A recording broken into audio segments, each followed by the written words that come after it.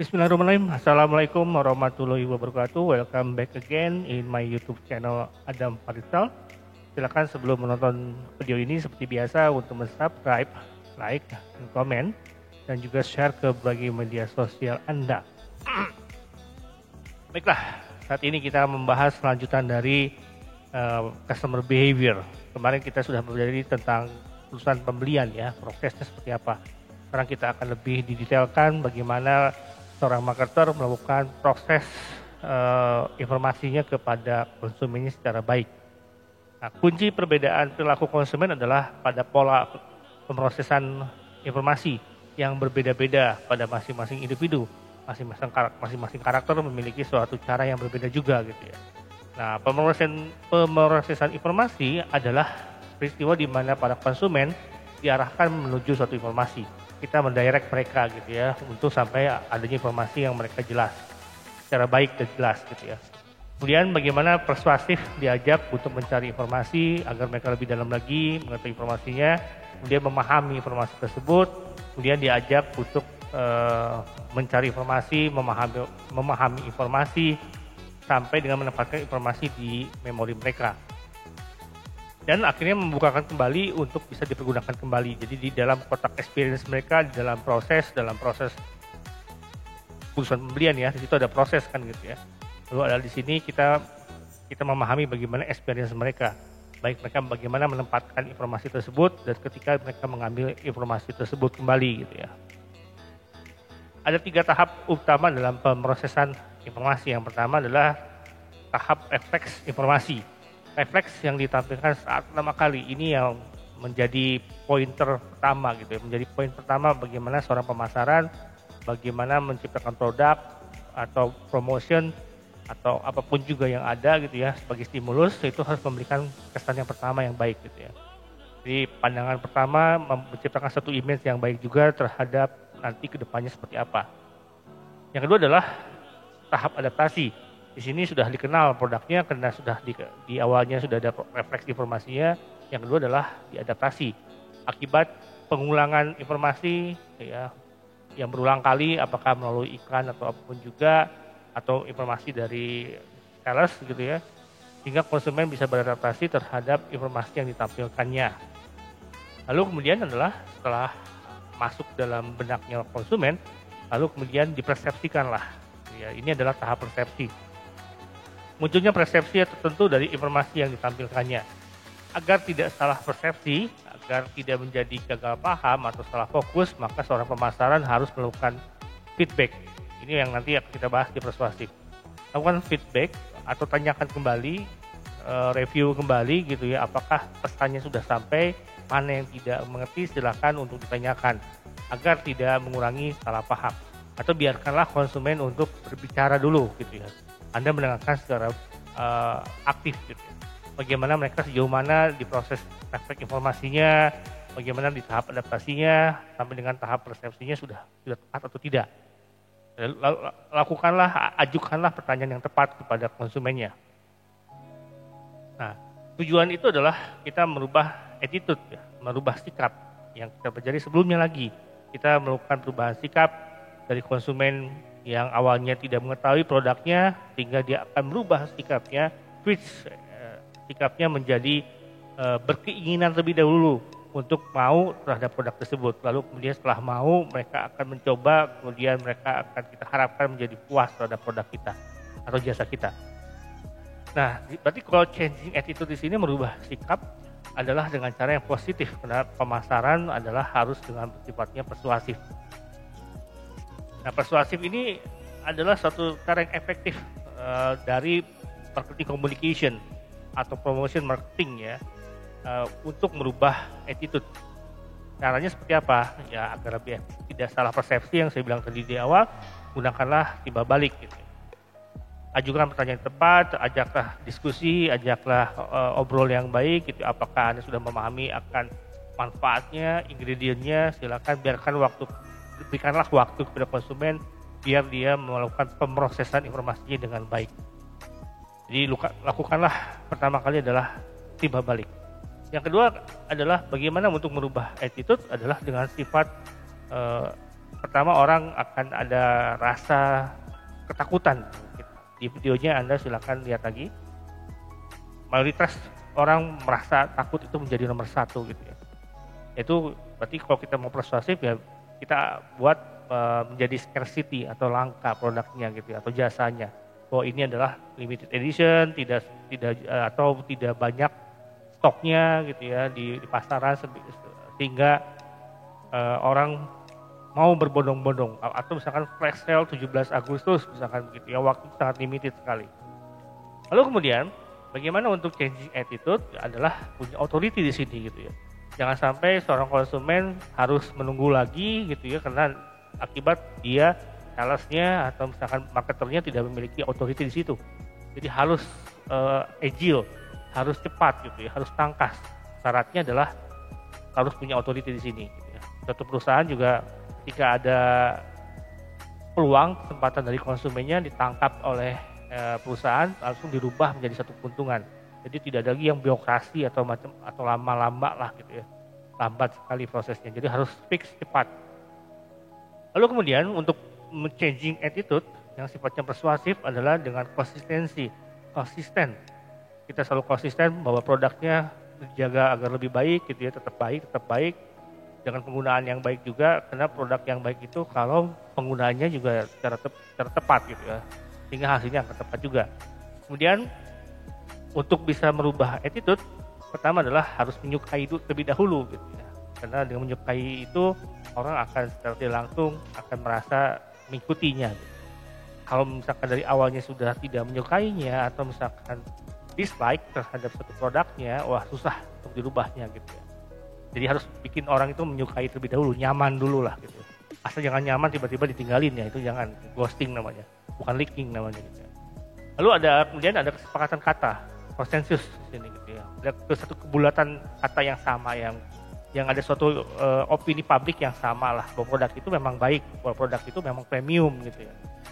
Itu menjadi satu opini yang publik yang menjadi satu yang sama. Jadi tipsnya adalah atau practical communication optionnya adalah pertama kita harus tentukan dulu siapa yang menjadi sumbernya, target marketnya siapa. Dan setelah menentukan target market, produknya tidak berada di tangan yang tepat gitu.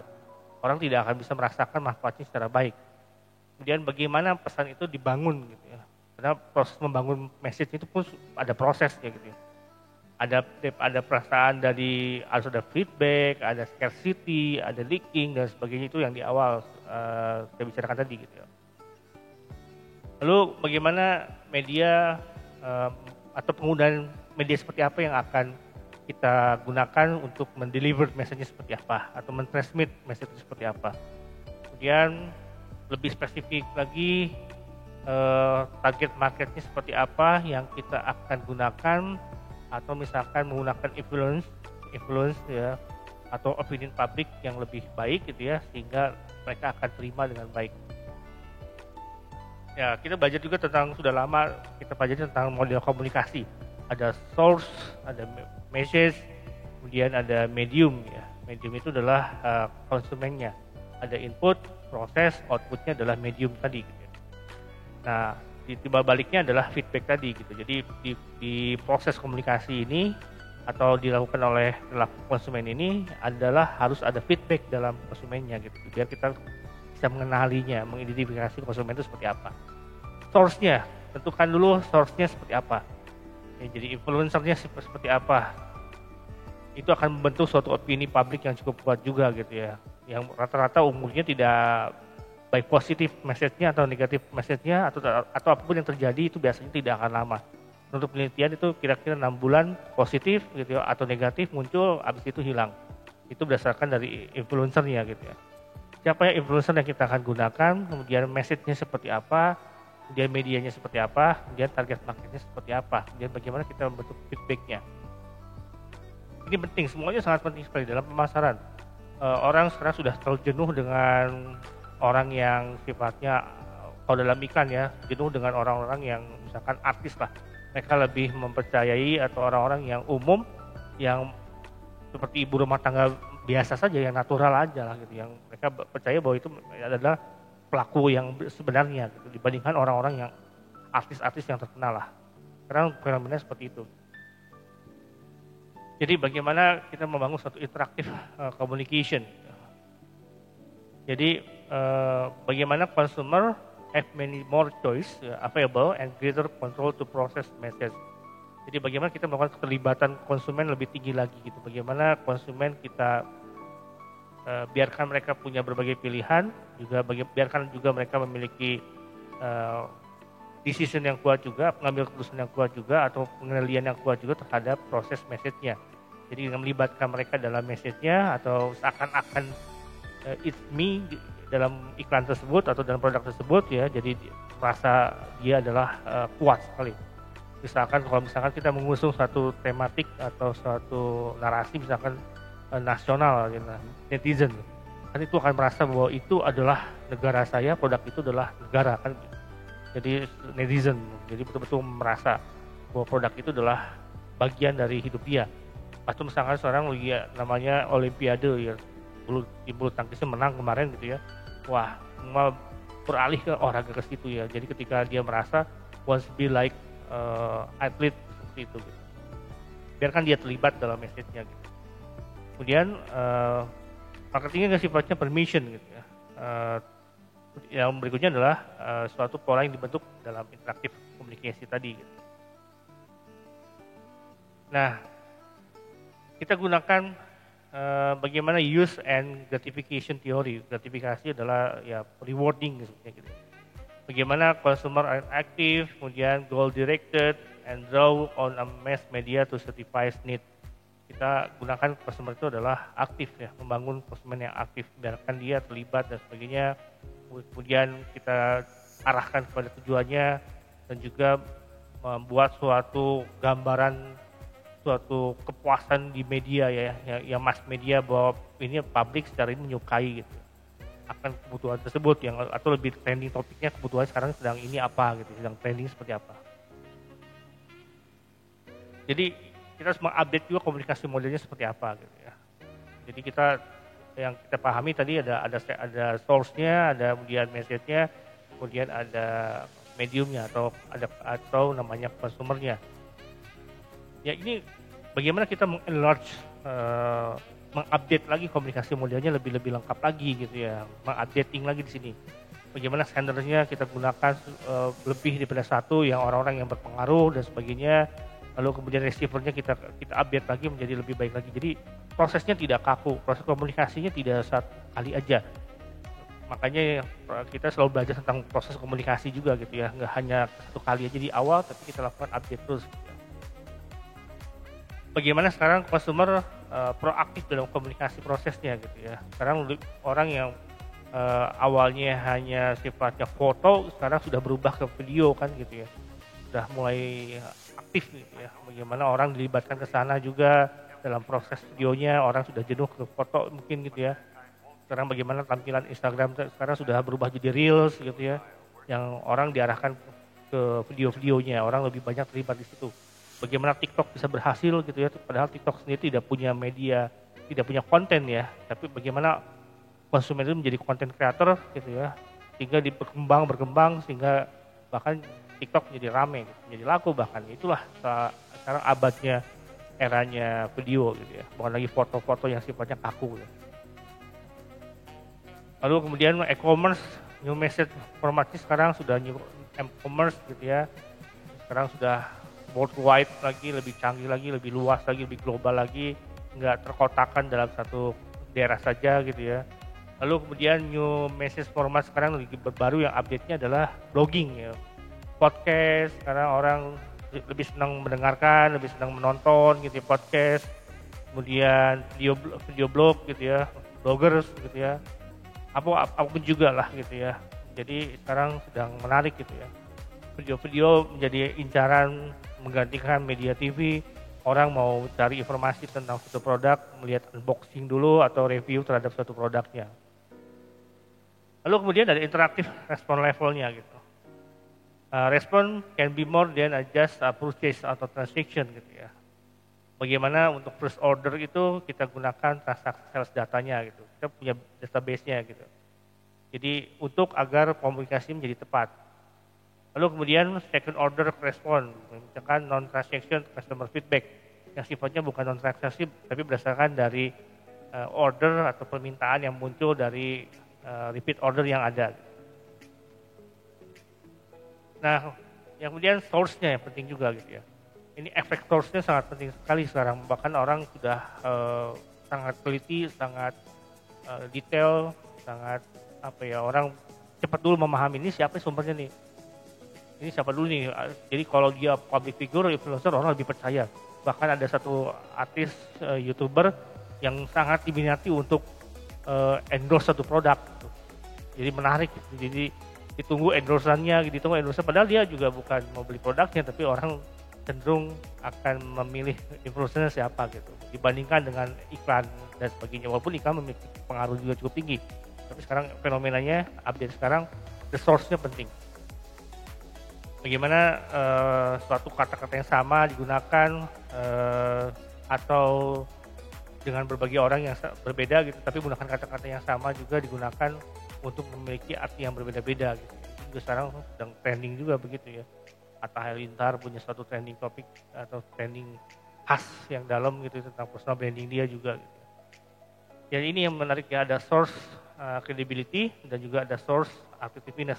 Kredibilitas dari source-nya, sumbernya, dan juga dari daya tarik source-nya. Lalu kemudian dari source lagi gitu ya, sekarang kita bagaimana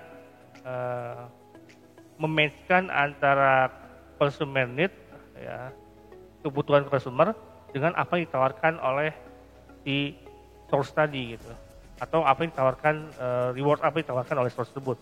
Banyak sekali sekarang gitu ya, YouTuber, misalkan Instagram gitu ya, ataupun juga menawarkan cashback, menawarkan giveaway dan sebagainya, atau menggunakan kode kupon yang ada gitu ya, swipe up gitu ya, misalkan begitulah.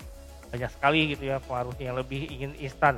Apakah ada free ongkir, ada diskon khusus yang didapatkan ketika ketik ada Parital, misalkan mendapatkan kode diskon tertentu.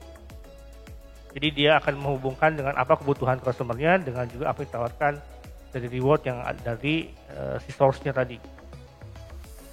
Lalu kemudian bagaimana meng-match-kan antara sumber dan juga tipe dari produk tersebut gitu ya. Apakah expert gitu ya, yang sekarang lagi trending misalkan Dr. Richard gitu ya, sekarang dia adalah expert, sedang ada masalah gitu. Ya itulah artis lah biasa ya. Lalu kemudian celebrity for social risk atau impression product gitu ya, atau typical customer for everyday, atau misalkan tipenya ada untuk low risk product gitu ya. Jadi ada expert ya, dokter atau misalkan dari testimonial dokter apapun juga, ada celebrity gitu ya, ada kemudian typical customer yang dia merupakan juga memiliki pengaruh juga yang besar. Jadi ya sekarang berkembang gitu. Pak, gimana kalau misalkan dia tidak bisa menyewa atau menggunakan jasa endorse terhadap suatu YouTuber gitu misalkan gitu, atau Instagram artis gitu ya. Ya, diri dia harus memiliki kredibilitas gitu ya. Pengusaha tersebut harus memiliki source credibility gitu ya. Bagaimana apakah dia perceived expertise, kemudian objektif and trustworthiness. Jadi dia membangun diri dia, personal branding dia agar dia memiliki nilai yang cukup baik di mata konsumen itu gitu. Baik, ini sudah cukup panjang juga, nanti kita akan bahas lagi di video berikutnya, karena ini menarik juga, karena ini adalah implementasinya di dalam level konsumen. Dan ini harus Anda lakukan update juga terhadap kondisi saat ini yang berkembang gitu. Harus tahu juga siapa sih YouTuber saat ini yang mungkin nanti juga mungkin berbeda lagi kondisinya untuk beberapa tahun ke depan gitu ya, kita nggak tahu juga gitu. Tapi harus betul-betul update saat ini gitu.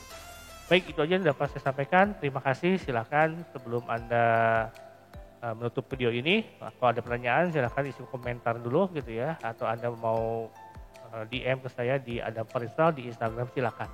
Baik, terima kasih. Assalamualaikum.